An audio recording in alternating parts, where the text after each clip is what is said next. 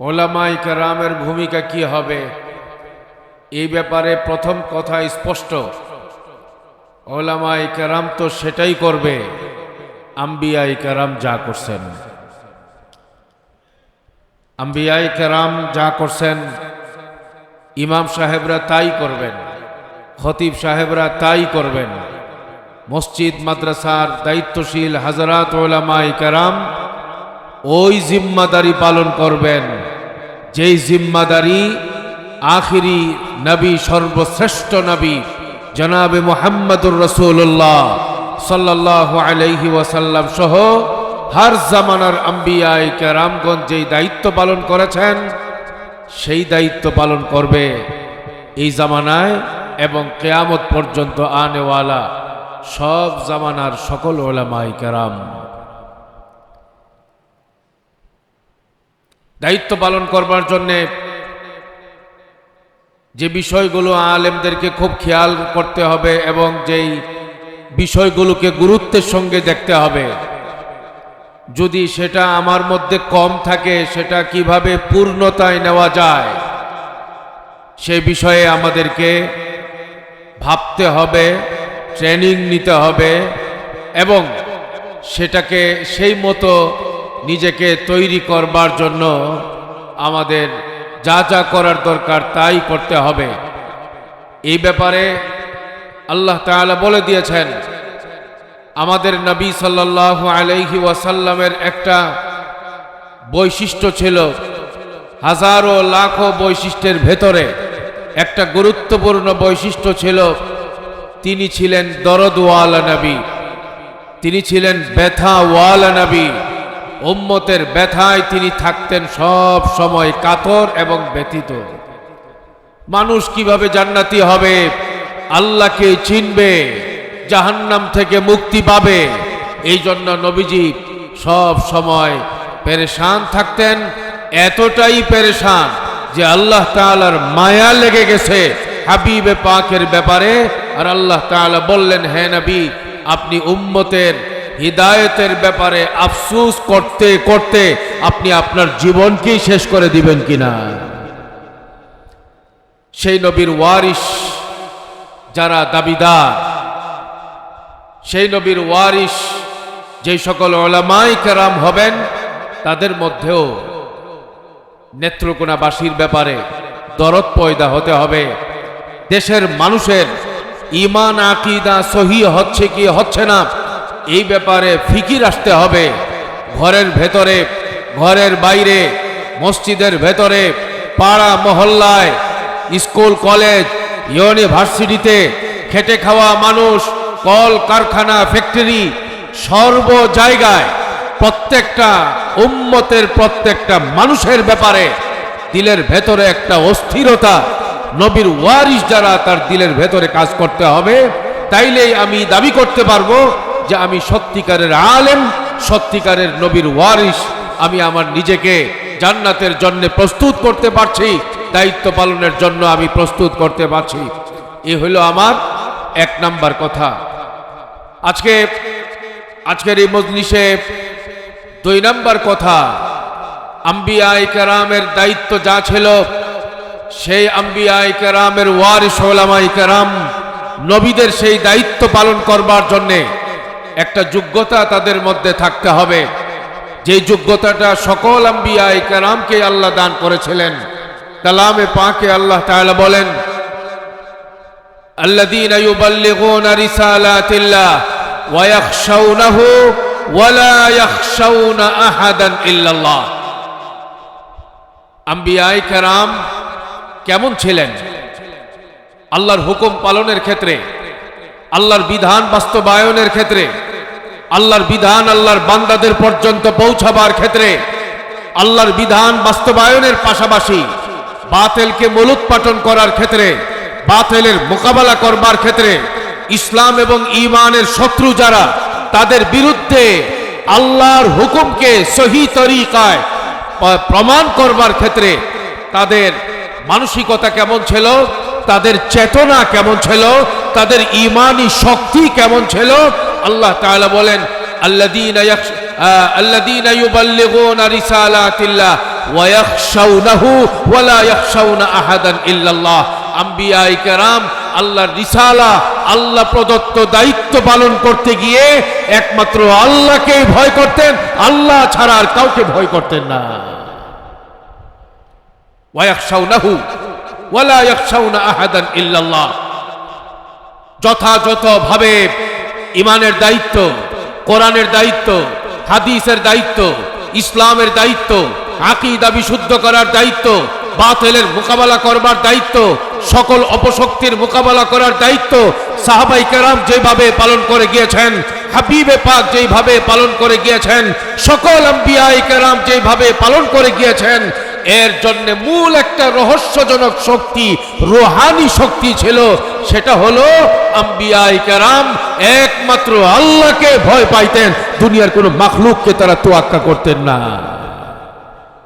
এজন্য ইলমওয়ালা, সনদওয়ালা, কিতাবওয়ালা, হাদিসওয়ালা, বুখারী শরীফওয়ালা, পড়ানেওয়ালা, ইমামতি করনেওয়ালা हर শ্রেণীর উলামায়ে কেরামকে এই বৈশিষ্ট্য দিলের ভেতরে ধারণ করতে হবে।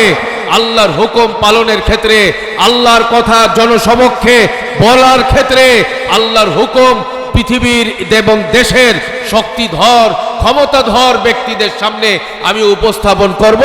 এতে কেউ যদি ক্ষিপ্ত হয়ে যায় আমার কোনো আসে যায় না। আমি অবলীলায় একমাত্র আল্লাহকে ভয় করে আল্লাহর হুকুম আমি বান্দাদের কাছে পৌঁছে যাব। এই ক্ষেত্রে কে তিরস্কার করলো, কে খুশিতে মেনে নিল, কে মানলো না, এই বিষয়টা আমি দেখব না। এই দেখার মানসিকতা কোনো আলেমের মধ্যে থাকতে পারে না। কথা বুঝে আসছে নাকি ভাই? এ হলো আমার আজকের এই মজলিসের 2 নম্বর কথা। আজকের এই মজলিসের 3 নম্বর কথা, আম্বিয়ায়ে কেরামের যে দায়িত্ব ছিল সেই দায়িত্ব পালন করবেন উলামায়ে কেরাম, নির্ভীকভাবে পালন করবেন উলামায়ে কেরাম, সাহসিকতার সাথে পালন করবেন উলামায়ে কেরাম, বীর দর্পে এগিয়ে যাবেন ইমানের পথে উলামায়ে কেরাম। এই উলামায়ে কেরাম কি বর্তমান নেত্রকোনায়, বর্তমানের 24 আর 25-এর এই স্বাধীন বাংলাদেশে এখন কি আছে? আগামী বছর কি থাকবে? এই রকম ইমানওয়ালা আলেম, এই রকম চেতনাওয়ালা আলেম, এই রকম কিতাবওয়ালা আলেম, এই রকম নবীদের রং আর নবীদের আদর্শের প্রতীক উলামায়ে কেরাম এই বাংলাদেশে বর্তমানে আছে কি? সামনেও পাওয়া যাবে কি? এই ব্যাপারে আমাদের অনেকের মধ্যে বিভিন্ন রকমের চিন্তা ভাবনা থাকে। জেনারেল শিক্ষিত ভাইয়েরা যারা, তাদের মধ্যে অনেক রকমের আলেম ওলামাদেরকে নিয়ে অনেক রকমের ধ্যান ধারণা থাকে। আমি সেই বিষয়ে বিষয়টা পরিষ্কার করবার জন্য বুখারী শরীফের একটা হাদিস পেশ করতে চাই। আশা করি সকলের সামনে প্রশ্নের জবাব পরিষ্কার হয়ে যাবে। রাসূলুল্লাহ সাল্লাল্লাহু আলাইহি ওয়াসাল্লাম বলেন, লা তাযালু তাইফাতুম মিন উম্মতি আলাল হাক্কি মানসুরিন লা ইয়াদুররুহুম মান খাযালাহুম ওয়ালা ইয়াখাফুনা ফিল্লাহি লাওমাতা লাইম হাত্তা ইয়াতিয়া আমরুল্লাহ ওয়া ফি রিওয়ায়া হাত্তা তাকুমাস সাআ আও কামা ক্বালা আলাইহি সালাতু ওয়াস সালাম। হাবিবে পাক বলেন, কিয়ামত পর্যন্ত হকের উপরে একটা জামাত কায়েম থাকবে, দ্বীনের পথে, আমলের পথে, আল্লাহর দেখানো পথে, কোরআনের পথে, সহিহ আকীদার পথে একটা জামাত কিয়ামত পর্যন্ত কায়েম থাকবে। তারা বাতিলের তোয়াক্কা করবে না, ইসলাম বিরোধী কোনো শক্তির তোয়াক্কা করবে না। এবং তারা যদি আল্লাহর কথা বলতে গিয়ে জনসমাজ থেকে তারা বিচ্ছিন্ন হয়ে পড়ে, এলাকার মানুষগুলো যদি তাকে সহযোগিতা করতে নাও চায়, আল্লাহ তাআলা বলেন এই মানুষগুলোকে আমি আল্লাহ আমার কুদরতের দ্বারা সাহায্য করে যাব। সুবহানাল্লাহ।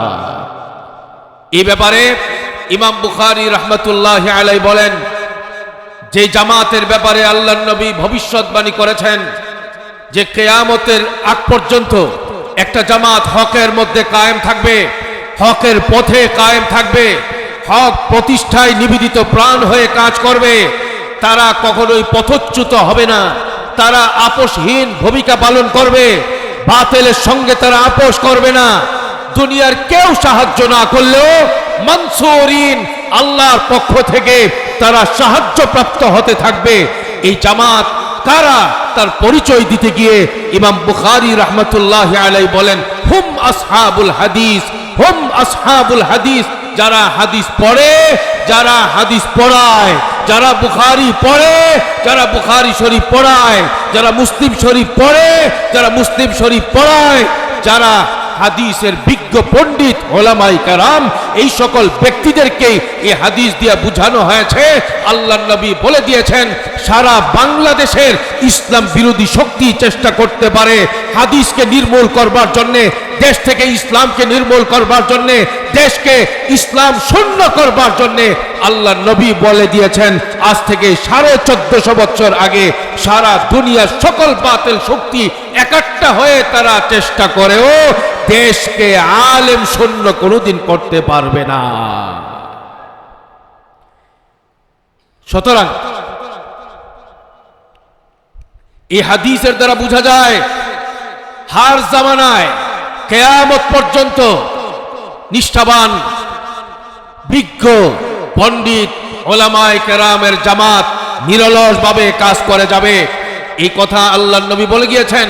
কোন জামানায়, কোন কালেই আলেম শূন্য হবে না দেশ। কোন কালেই কিয়ামত পর্যন্ত নিবেদিত প্রাণ, নিষ্ঠাবান, নীতিবান, আল্লাহ ভীরু মুহাক্কিক ওলামায়ে কেরাম থেকে জনগণ বঞ্চিত হবে, এমনটা হবে না।